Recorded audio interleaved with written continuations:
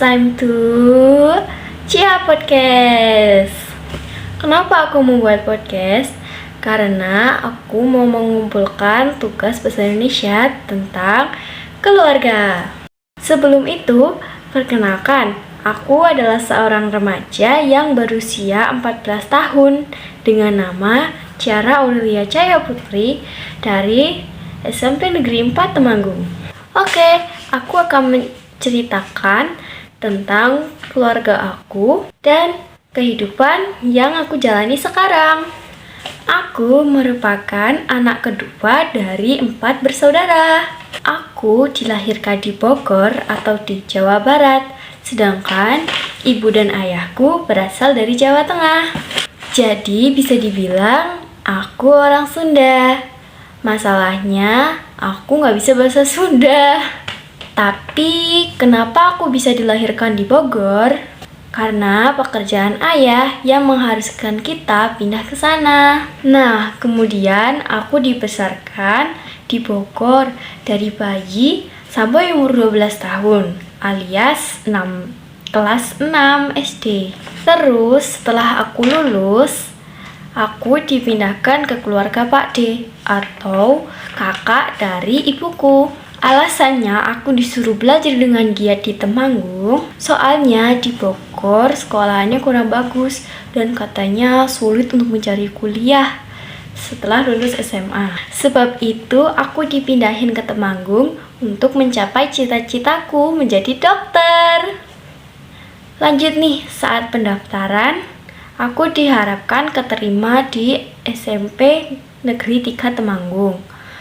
Namun karena telat pendaftarannya, jadi harus lewat jalur prestasi. Ya, prestasiku sih nggak seberapa. Jadinya aku diterima di SMP Negeri 4 Temanggung. Kemudian, hari pertama aku sekolah, aku diantarin sama ayah dan ibuku. Hari pertama aku itu kacau banget. Aku juga terlambat ke sekolah karena jarak dari rumah sampai sekolah itu jauh banget. Dan aku berangkatnya itu jam 6:30. Untungnya aku nggak dimarahin sama guru BK. Hari itu aku kaget sama teman sekelas baruku. Mereka itu berbeda dari teman swastaku. Aku juga sempat malu sih untuk dapat teman baru dari negeri. Setelah pulang sekolah, ibu dan ayah harus pulang ke Bogor karena masa libur ayahku sudah selesai. Jadinya aku pulangnya dijemput sama om. Bertahun-tahun berlalu, aku sudah kelas 9. Aku juga sudah mengerti sifat-sifat teman sekelas aku. Oh iya, sedikit curhatan nih. Waktu aku kelas 7, ketika aku melakukan kesalahan, Pak D selalu saja mencuekin aku. Lebih parahnya, Pak D cuekin aku selama 1 bulan loh. Terus, aku selalu saja tidak pernah dianggap dari keluarga itu. Kadang, kalau Pak D lagi menasihati aku, pasti membahasnya sekolahan yang kurang bagus. Sedangkan kalau Pak D menasihati sepupuku, pasti saja membahas sekolahan yang bagus. Kadang juga suka dipuji-puji. Aku tahu sepupuku adalah anaknya, tapi terkadang tidak adil jika seperti itu. Oh iya, kata Patrick, jika dunia tidak adil, maka biasakanlah dirimu untuk melewati dunia ini. Kadang aku juga merasa aku menempati peringkat yang paling bawah, seperti anak yang gak pernah dianggap. Sedangkan sepupuku yang pasti sudah peringkat 1 dong. Kan anak kesayangan. Waktu kelas 8, setelah asas kan pembagian hasil nilainya atau hasil asasnya itu. Nah, yang mengambil hasilnya itu Pak D. Hari itu aku bersemangat banget untuk melihat hasilku. Tapi setelah melihat hasilnya, Pak D merasa tidak senang.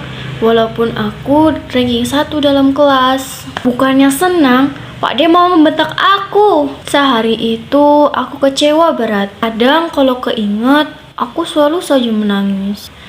Terus juga waktu itu aku kurung di kamar dan juga ngomong-ngomongan. Ya alias berbicara gitu. Terus susah juga makannya. Tapi jangan ditiru ya. Nah, ketika aku kelas 9, katanya aku udah nggak bisa lewat jalur zonasi. Mau nggak mau, harus lewat jalur prestasi. Aku juga disuruh berbincang-bincang dengan guru BK. Saat hari itu tiba, aku harus menyiapkan mental untuk berbincang dengan guru BK itu. Tapi ketika menjelaskan, tenggorokanku terasanya kering, sakit, dadaku juga perih. Air mataku tuh juga hampir aja menetes. Kata guru BK, aku masih bisa lewat jalur zonasi karena udah dari kelas 7 aku di Temanggung. Atau bisa dibilang aku udah di sini selama 3 tahun. Nah, di situ aku masih benar-benar menaruh harapan nih. Tapi ketika aku menjelaskan ke Pak D dan Bude, harapanku jatuh.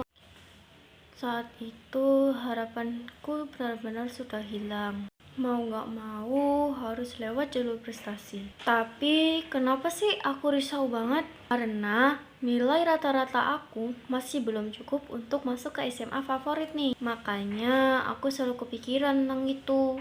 Sampai tidak fokus dalam pelajaran. Rasanya itu kesal, sedih, sekaligus kecewa. Seiring berjalannya waktu, aku sudah mulai terbiasa. Hal-hal yang dulu menyakitkan, aku juga sudah merelakan kok. Memang, susah menjalankan hari-hari yang begitu sulit. Jadi, anak famili lain itu sakit ya. Banyak tantangan yang harus dilewati. You know what? Takut tambah dewasa, takut aku kecewa, takut tak seindah yang kukira. Ya udah sih, segitu aja untuk podcast hari ini. Aku rasa cukup deh. So, see you next time.